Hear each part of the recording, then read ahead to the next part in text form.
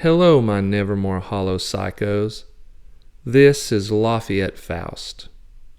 Welcome back to another episode of True Tales from Nevermore Hollows. Tonight, we conclude our first interview with Brother John Fike, a friend of the show who came on and shared his experiences with us when he entered a haunted asylum. Now, if you'll remember from the first part of this interview, he entered that asylum as a skeptic, but he left it as a believer. With that, I invite you to sit back, turn on a light, and prepare yourself.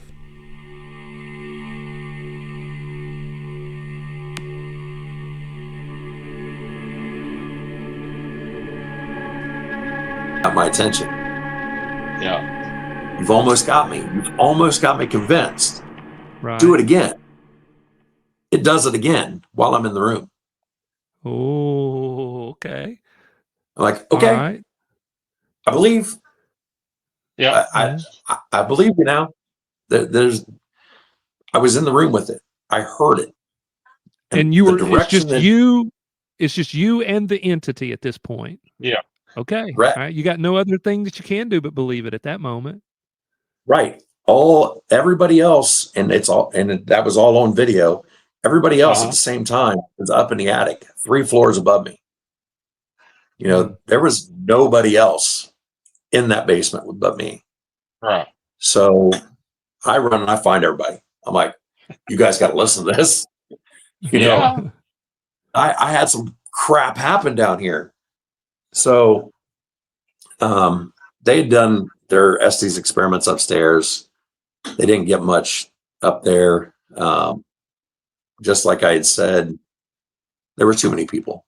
When I went back through a lot of that footage, it was useless because everybody was talking and laughing, and that was pretty much junk.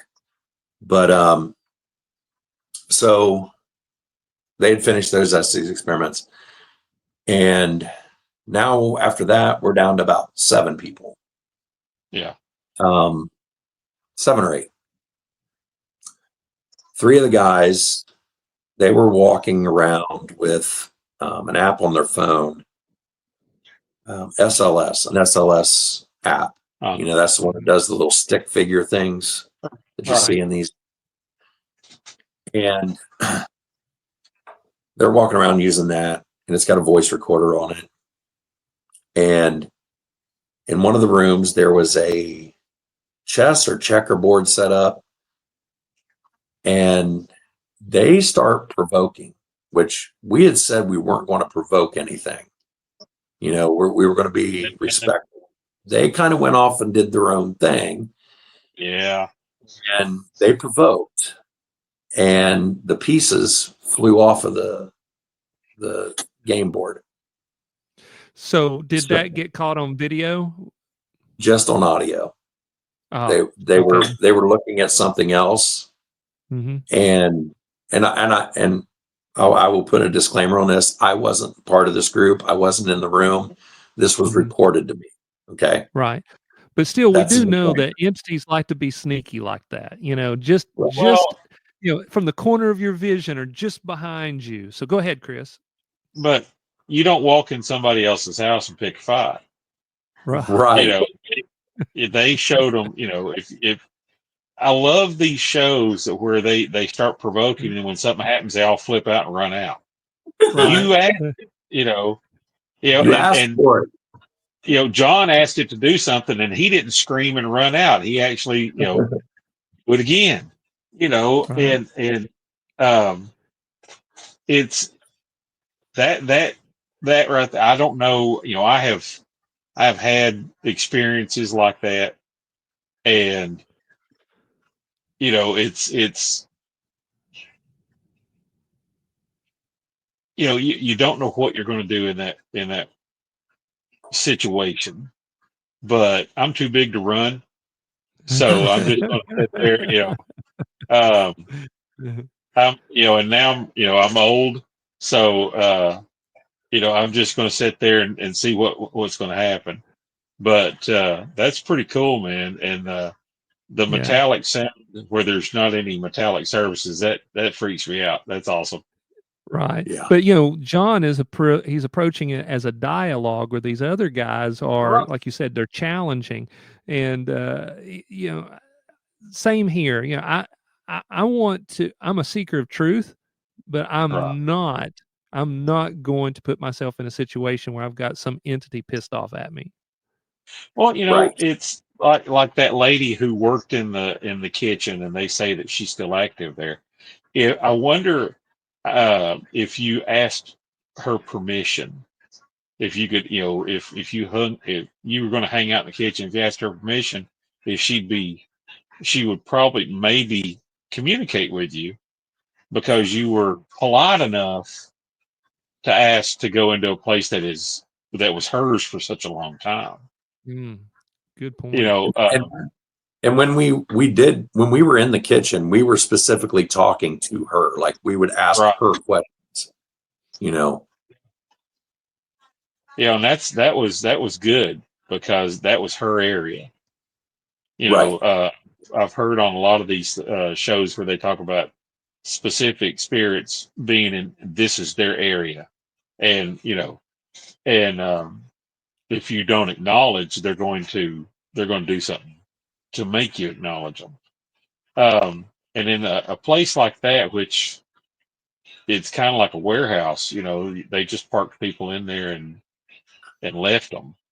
That there's got to be um, stains Yeah. of people, that that's where they were just existing, and that's stuff like that permeates into the building, Well, and not only that. I mean, you had murders, you yeah, had sexual assaults, exactly, beatings. In yeah. the one room, they actually had a jail cell, Oh, did and they? yeah, like where they would put people that got violent or whatever. Yeah. Well, And I'm sure there was mental illness that they, in the 1800s, they didn't help anybody. The cures for mental illness they were worse than having the illness. right, So yeah. So and with that, this is another thing I didn't see. It was reported to me, and it was with that SLS camera. One guy was sitting on the cot that's inside this uh-huh. jail cell, and one of the stick figures popped up next to him, Yep. Oh and no. he said he felt the bed sink as this thing sat down next to him. And I'm trying to get him to come on my show. I'm this close to convincing him to come on and tell that little story, but we're That trying. happened to a friend of mine in his apartment. Oh, He really? had an old leather couch, and it was like stiff, and he was sitting there, and something sat down. He said the cushion indented, and I'm like, "What'd you do?" He said, "Well, I'm watching this. If you don't like it, you can leave." And then it got up and left, and like, yeah, you'd have to clean out where I was sitting. I'm sorry. Right, right. I mean, I Yeah. don't know if that really wasn't a challenge though. That's just dude, this is what it is. You're Yeah, either gonna it's watch it my with me or house. you're I'm not. watching that. Yeah, but and it Right. was an apartment. It was an apartment complex, and it Huh. was a fairly old one. It was, I think at the time it's about 30 years old. But I've had experiences. I used to work in a factory that no longer exists, and the buildings were at the time were at least 150 years old, and they had built an outside staircase that was metal stairs, and they had enclosed it against the weather. And me and another coworker were coming down the steps, and then somebody was coming down the steps behind us, and we thought that they needed us, so we waited at the bottom, and the sound of them coming feet coming down the stairs stopped where we were standing. And it was, and he said, "What do you want to do?" And I said, "It's quitting time. We're going to leave. Right. I'm not going back upstairs, But yeah, it's interesting where people, work, if they've worked there all their lives, or if they've in that situation where that building was, where they were parked there. It's I believe that there's something left over. Absolutely. Whether it's good, bad, or indifferent, but I think something's there. Yeah. So like I said, those last couple things, those were just reported to me. Those SLS apps on your phones, they don't record very much. I don't have any proof of any of that. It was just what was reported to me. Right. So let me ask you this question though, since you say that. I mean, I can vouch for Chris. If Chris says something happened, I know Chris. I trust Chris. Yeah. Chris is not prone to making stuff like that up. I know you now. I feel comfortable saying if John says he had an experience, he had an experience. How do you feel about this guy who said it sat next to him? Do you feel like there was some credibility there? The one who said it sat down next to him, absolutely believing. Yep. Wow. Okay. The guy with the chess pieces, it's a crapshoot.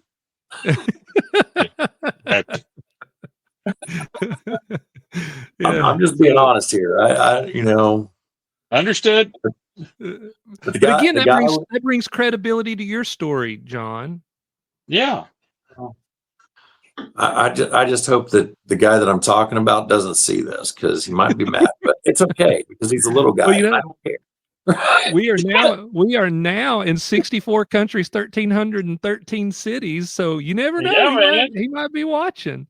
So, is it in Munchkin Land? Oh wow. Good question. I don't know. I don't even know how to answer that. Now I hope he sees it, because he'll know who I'm talking about now. Gotcha.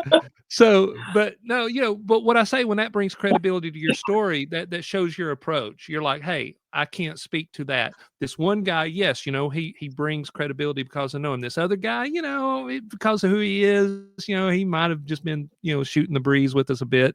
But that's why I wanted to have you on, is because that's your approach, and I like your approach, and it brings credibility. And people who are listening to this, they're going to come away more thoughtful instead of going, that he was just trying to get on the show. So anyway, so go ahead. Being stupid. How come everybody hunts ghosts at night? That's a good question, but it's a lot freakier. I'll tell you that. Well, yeah, I mean, you're going to scare yourself, but I've always wondered that. Why do you hunt ghosts at night? And I've asked several people who were on these shows, because I see them at conventions, and I ask them that, and they all just look blankly at me, and they're like, "I don't know." I would say the only reason why I kind of believe it is because of the thinning of the veil between midnight, 3 o'clock. I was getting ready to go there. Yeah. Good point. That's the only reason I can see it. But I mean, I've heard it on my show. This stuff happens all day long. Ghosts don't have they're not on the circadian rhythm that I am. Right. And I've had those experiences too. I've had paranormal experiences at night, and I've had them in the middle of the day. They're both creepy. But they are creepier at night.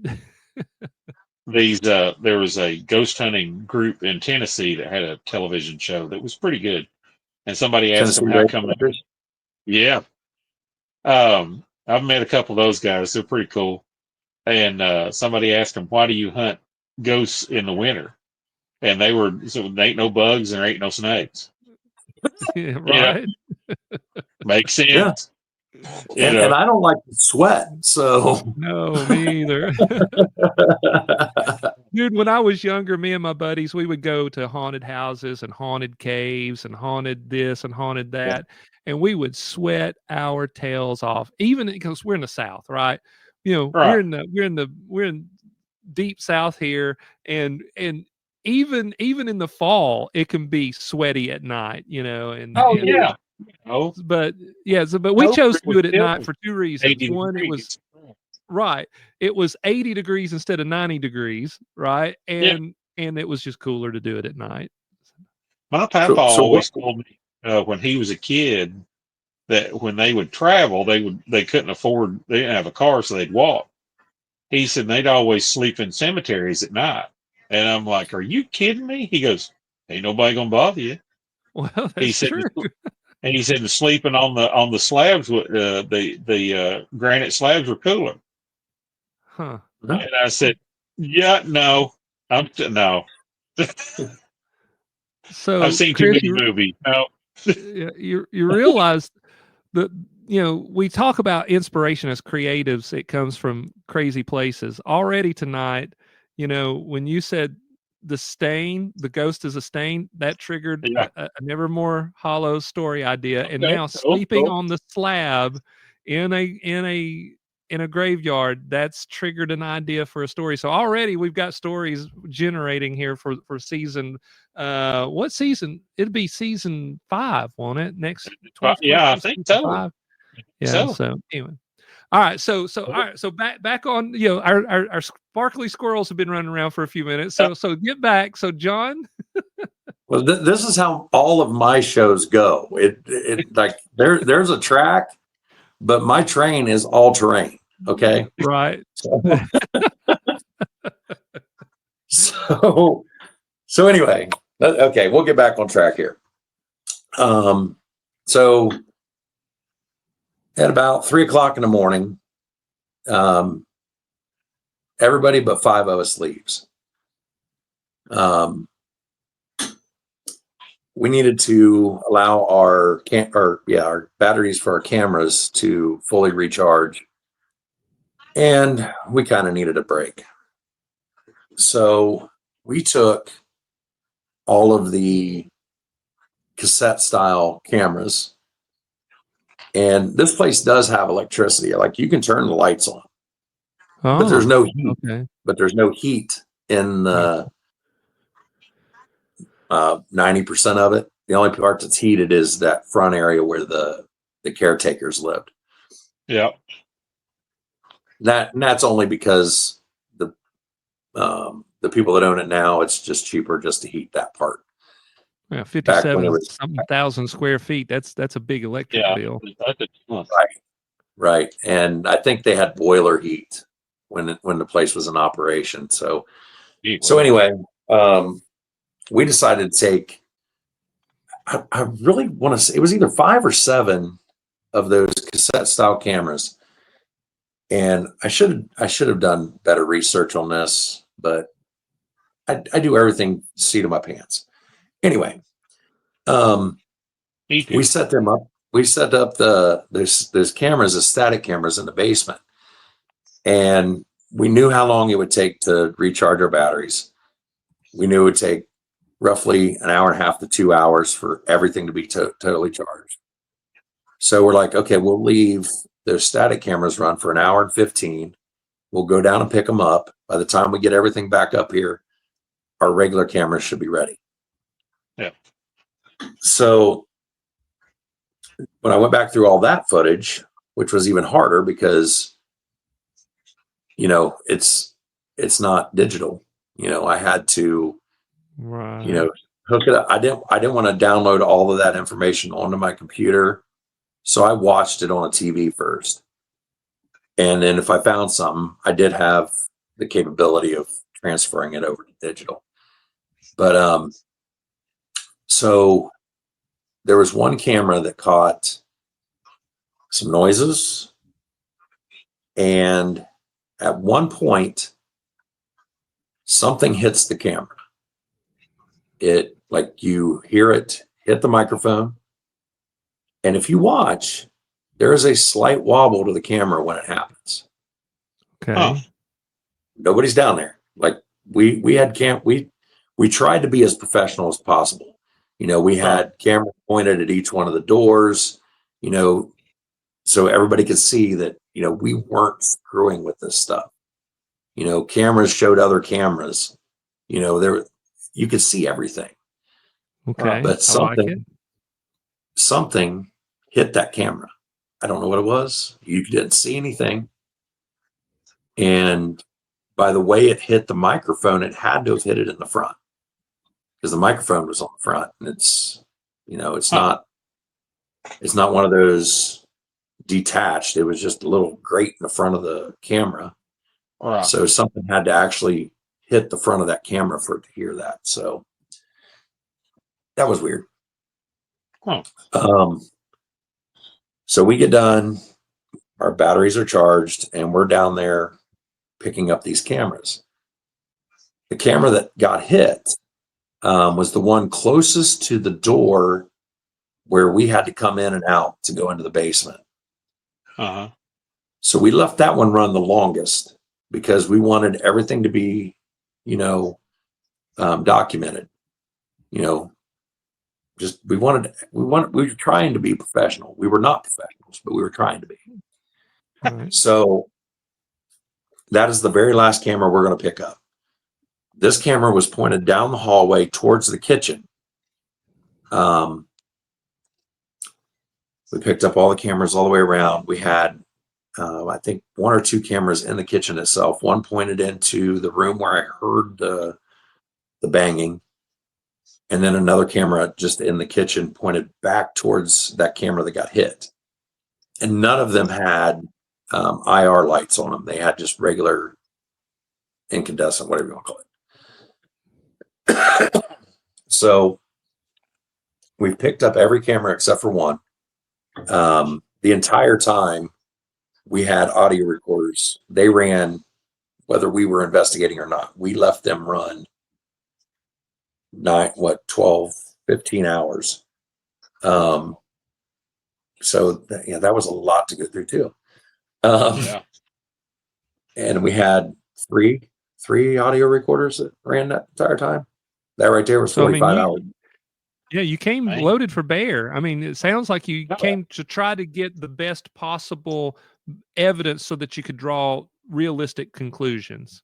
Correct. So I have my audio recorder on me.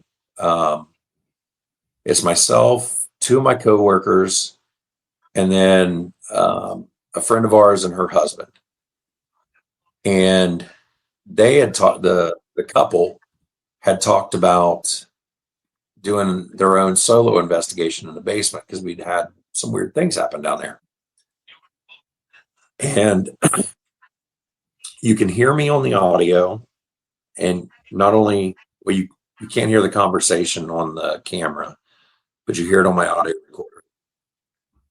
I asked this couple, hey, are you guys staying down here now, or are you coming back down? If so, I'll leave you the audio recorder, something like that, something along those lines. And she says, no, I think we're going to come upstairs first. And about that time, a rock comes out of the darkness and hits the cabinet next to my leg and then bounces off my foot. Wow. And you hear me say, and that was the other thing. We tried to keep everything PG, just like I do on my show. Right. It took a lot not to say the F word here. I was like, what the hell was that? Or something along those lines, or what the hell? Right. And you can hear on the audio of the camera that's probably, I don't know, 50 to 75 feet away. You can hear the rock hit the cabinet. You can hear this ticking sound. And then on the audio recorder, it's loud. I mean, you hear it. And the woman that I was talking to, she actually witnessed the rock come out of the darkness into the light of my headlamp. And then, after I heard it hit, I looked down and I see this rock rolling away. So there was clearly escalation throughout the night of going from just, the guy thinking that he was, out of body to, possibly the sounds, which we know that's not possible, that was literally happening, to the possibly of the chess pieces, to ultimately a rock. I mean, it's escalating throughout the night. And that Yep. tracks too, because sometimes as you're in there, these things get more and more comfortable and bold as you're interacting with them. That's fascinating. All right, so go ahead. Okay, but were there rocks anywhere around down there? Good question. There probably could have been along the foundation and stuff like that. But the floor in there was tile. Okay, So they had to go get a rock. Right. could have been, but it was small enough that it could have been dragged in on somebody's shoe. Yeah, Okay. but still. Yeah. Yeah, I mean, it literally came out of the darkness. I mean, and that's the thing. You can see the other two guys. They're headed down to that camera to pick it up. The last camera. Right. They were headed down the hallway to get that. And then us three were standing there looking at each other. Yeah. So everybody's accounted for. When this that was happens, my next question. I was getting ready to ask how was everybody accounted for in that? So there was nobody else that could have tossed that rock. Correct. All 5 people were accounted for at that time. 2 guys walking towards the camera, me and that other couple standing there talking to each other. So now at this point, the hair on my arms would have been standing up. I would have had the chills down my spine, the cold running blood. I mean, because at that point, there's no other explanation at all. I mean, already you've had the noises, but now this is a physical manifestation of something happening. So at this point, did you feel threatened, or do you feel like it was a playful entity?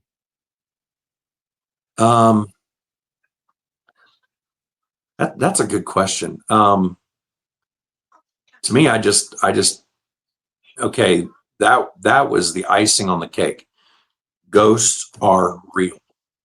Yep. To me, that's what I took it as, is okay, I made the noises, had some other weird stuff going. Now I'm going to show you. Right. Ghosts are real. And that's how I took it. It was like, okay,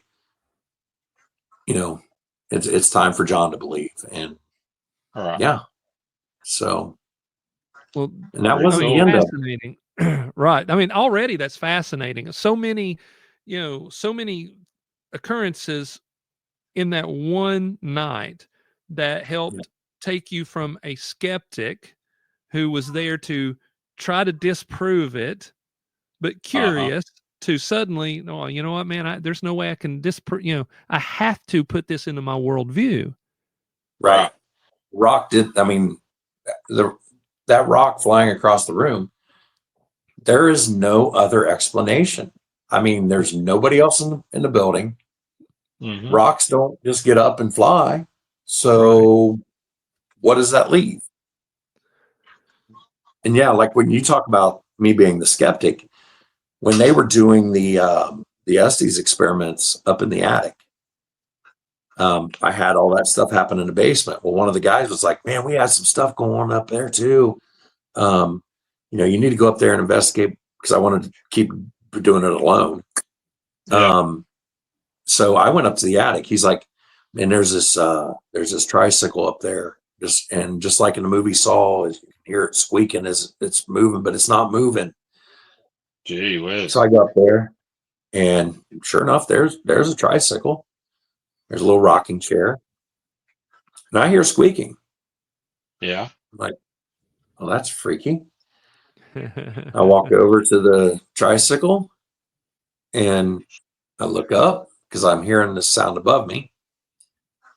And there's a vent with that rotates, like you see in barns. Right. And that was making the sound. So all right. So you disproved it. Okay. Yeah. I was like, that's what you guys are hearing. You get yourself freaked out, and that's long before the rock throwing or anything like that. Right. So, I was still see how that would creep you out. Yeah. Yeah. But I was still in full out, this stuff isn't real. but that So changed it all. if I can ask Yeah. you at that point, being a skeptic, see, because I had paranormal experiences from an early age, so my whole adult life I've just accepted it, and it's part of my worldview. It's how it's how I move around my day to day, just knowing that there's a spirit realm. And of course, my approach is that the spirit realm is filled with things that want to rob us of our souls. But with you being an adult at this point, and then experiencing this, can kind of walk us through that paradigm shift that you had when you said, I've got to accept this, because some people struggle with that, even with it Yeah. right in their faces, they struggle with it. So did you struggle? The evidence was there. I mean, I just like I was an open-minded skeptic. It wasn't that this stuff doesn't exist and Right. you've got to change my mind. It was, okay, I've seen enough and heard enough stories Yeah. that there's something going on, but I just haven't seen it myself. So I was open to the possibility of this stuff, and it showed itself and proved it to me. So at that point, it was like, okay, You're a logical enough man to go, all right, well, this is what it is now. So Madman, one of the things that I find interesting about that is, um, we've talked before about, if you're open to the idea of this, you're going to be presented with things. Things are going to realize, hey, this is an open mind, a flexible mind, and is what Flexible you and I've been using recently, from stealing that from Larry Correa and his wonderful Monster Hunter books. But I think because John had a flexible mind, where I'm going with this thought here is that I almost believe, after hearing his story, is that these entities were revealing themselves specifically to him because of his open mind, that they realized he was the guy there that we've got to show. Everybody else was just superfluous at that moment, but it was John that we want to reach out to. Yeah, I agree. He wasn't flipping out. Mm-hmm. He asked them to do something and they did it. He everybody else was freaking out over a noise. He debunked it. Mm-hmm. I think lots of times that they are a level-headed person and an open-minded person is that they'll maybe do more too, because they're not being able to scare them away. Right. A lot of these shows that I've watched, a lot of them, especially with the Ghost Hunters show, they would say, well, if you want us to leave, make this noise and we'll leave. And then the noise is made and they're like, okay, we're going to keep our word. We're going to walk out, and they leave, you know? Um, and so that shows what type of people that they are. And I think John, he showed them that I'm not going to run away. I'm not going to flip out, but I want I want to see what you got, Right. and he wasn't rude. He wasn't, you know, uh, yelling at him or picking a fight or anything like that. And I think, especially where he was, these people had a hard life. And if Right. somebody shows them respect, then I think they'll reveal more. That's an You interesting know, concept. Yeah. Yeah. well, And I it's mean, funny that you everybody. mentioned that. It's funny that you mentioned that because during the uh, during the night, after the rock was being thrown, that couple that I was talking to, um, she actually said, no, we're not going to do a solo now. We're just going to follow you around because everything seems to be Yeah, revolving around you. Yeah. So, Yeah, that's a good observation, Chris. I think that's what was happening, is that these entities realized that John was there seeking truth, so there was some sort of interaction that yep, clearly these weren't. I think all entities like that, I know I'm going to take flack from this, but I think all entities like that are evil entities. They may present themselves as benign. That's just my worldview on it. But but I do think that these entities were reaching out to him because they knew that he had that flexible mind. Yeah, I don't understand ghosts, and I'm not even going to attempt to. It's I got a cramp in my leg. Oh my god! sorry, dude. It's that evil entity. Look, I said it was an Yeah, evil entity. It showed up. It's got him now. Yeah, Oh, got him by the leg. So for those of you who will be listening, literally right on cue, John starts getting hammered with phantom pains and Yep. and cramps. wow. Okay, I think it's gone. All right. Evil spirits, get out! Yeah, be Okay. gone. All right, so we had our first exorcism on the show. So, all right, so Well, your character wears a mullet. If you can find one of those Ernest Ainsley wigs, you could probably, that'd probably help Right. out. Right. I might have one actually. Lord. I've probably got 10 or 15 wigs. It's ridiculous. I've got a problem.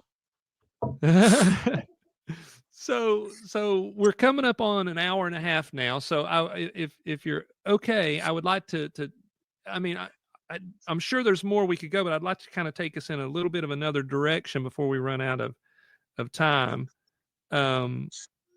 So I guess to transition, let's talk a little bit about and to lighten the mood just for a few moments. Let's talk about, how did you come up with John Cougar Methenkamp? Well, actually,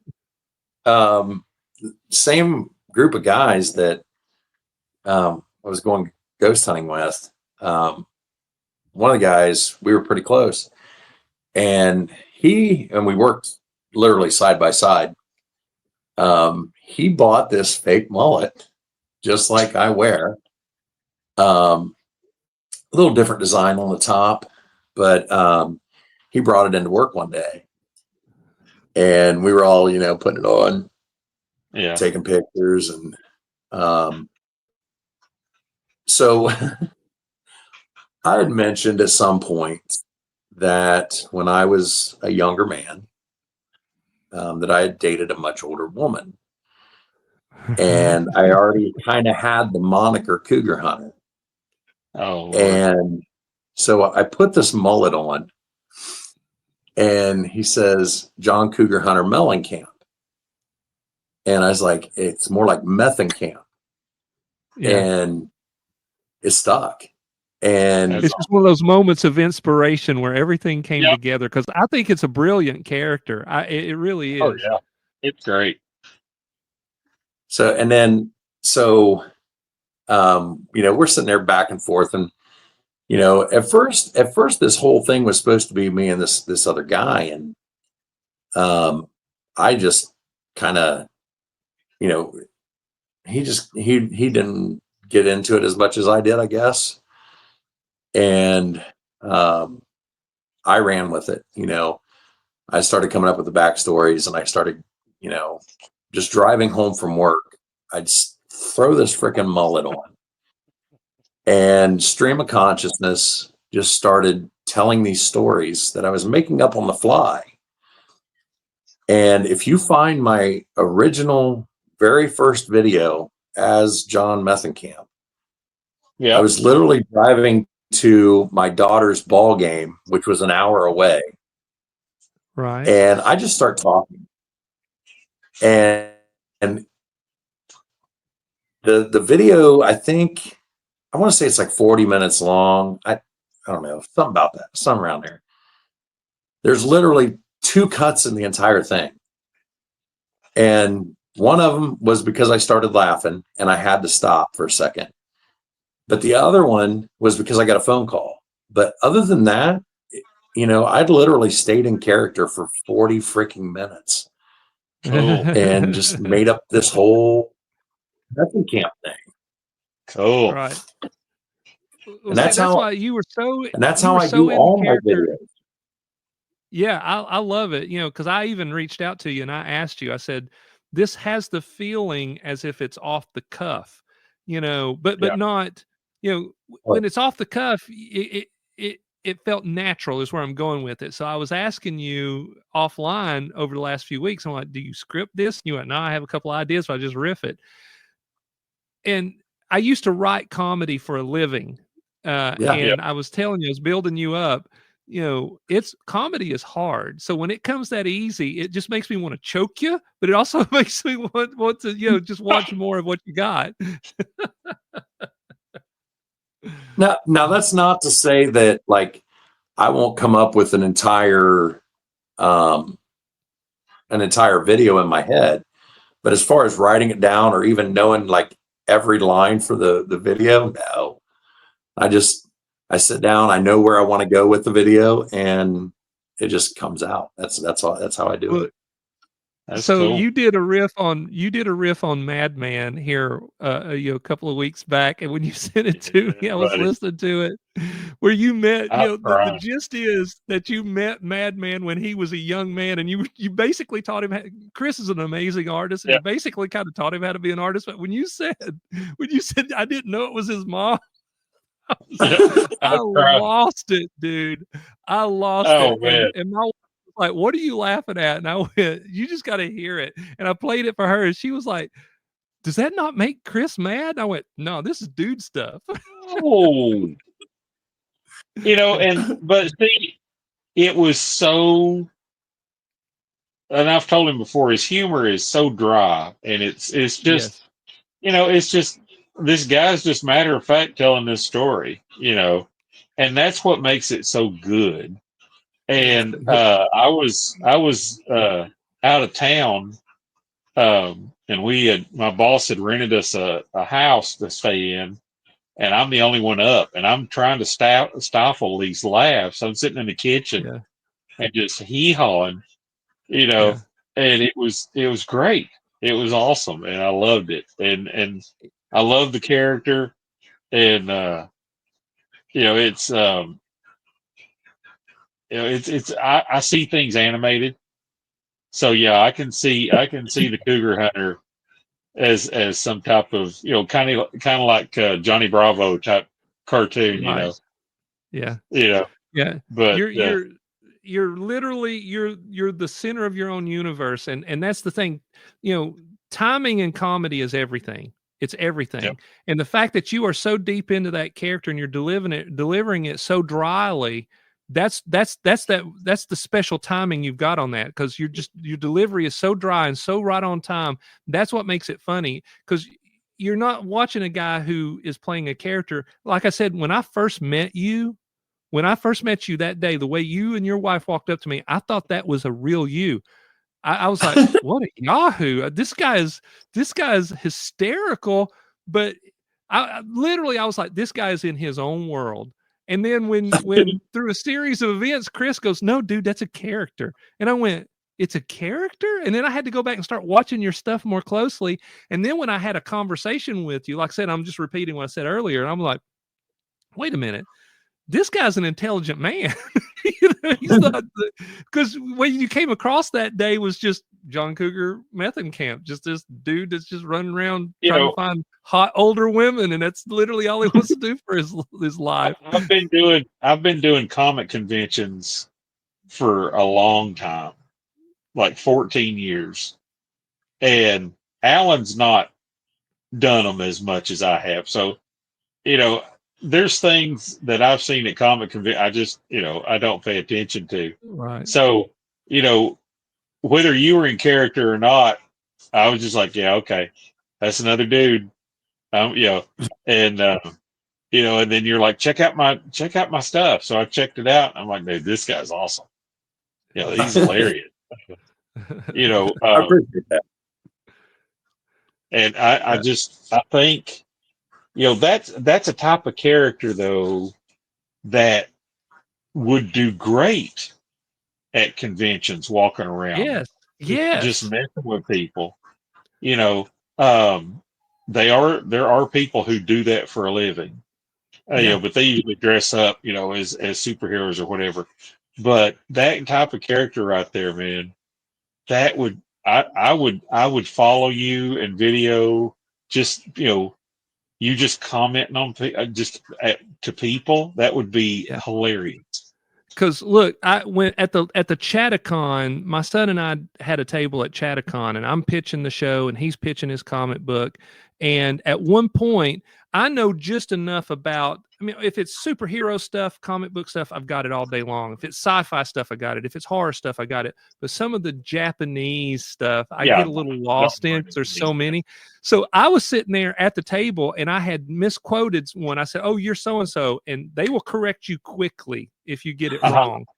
And so I just started on purpose being wrong, right? And I was so tickled, and my son was like, "We need to record that." So then I was thinking, I can't do that because I'm trying to pitch the show. And then when I met you, I was like, I was thinking with Chris, I was like, dude, if you took the John Cougar Methenkamp guy and had him doing that with on top of the John Cougar Methenkamp stuff, it would be brilliant, dude. You would have people paying you to take pictures. You'd have people, and you'd have all this content that you could put on YouTube. You could have all these shorts, man. I'm telling you, there's something there. We give nicknames to the fringe at conventions. We have had yard sale Darth Vader. Yes.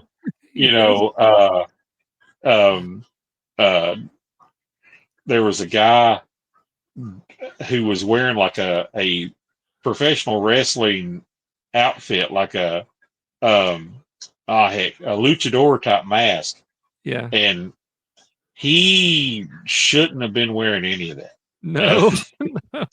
But I've also seen a guy who goes around and does the Macho Man, and I mean he is dead on perfect. But as like Alan was talking about with the anime stuff, I've gotten it wrong. And man, you talk about they have no sense of humor. No, they take it so seriously, but they put so much time into it. I mean, some of these, their costumes are amazing, and they get totally in that character. But to kind of turn that back to already what we're talking about, he's already kind of started doing that. Some of your videos from the Bigfoot, convention up there, you are already doing that. But to put you in a con situation where you're there, that would be such your element, dude. I'm telling you. And you need to be thinking about it. We need to set you up at a con, yes, with like the movie stars, the people, and just because they want to autograph, and I would love to see that. I would love to just how many people would get their picture made with you, right? Just At Chattacon, they had some folks from. I'm a huge Buffy the Vampire Slayer TV show guy. I love that show. I had guys telling me, "Dude, watch it," and I'm like, "I'm not watching that. It's a chick thing." Well, man, when I started watching it, it's brilliant. It knows what it is. Good. I loved Buffy. So I became a huge nerd of Buffy the Vampire Slayer, right? So they had some of the actors and actresses at Chattacon there.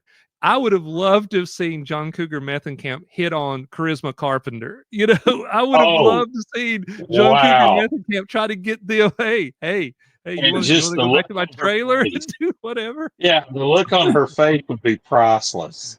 It would be brilliant. I'm telling you, it would be absolutely brilliant. Or for him to walk up to some of these furries, for you to walk up to a furry as John Cougar Methenkamp, and how would John Cougar Methenkamp navigate a furry? Oh man. We got to do this. This got to be something that has So look, I don't know. I would have to think about that one a little bit, but normally it's just how my brain works. I see something, it pops in my head, and it comes out of my mouth. I call it diarrhea of the mouth, because I just say it. I don't care. So on and these that's cons, the funny part.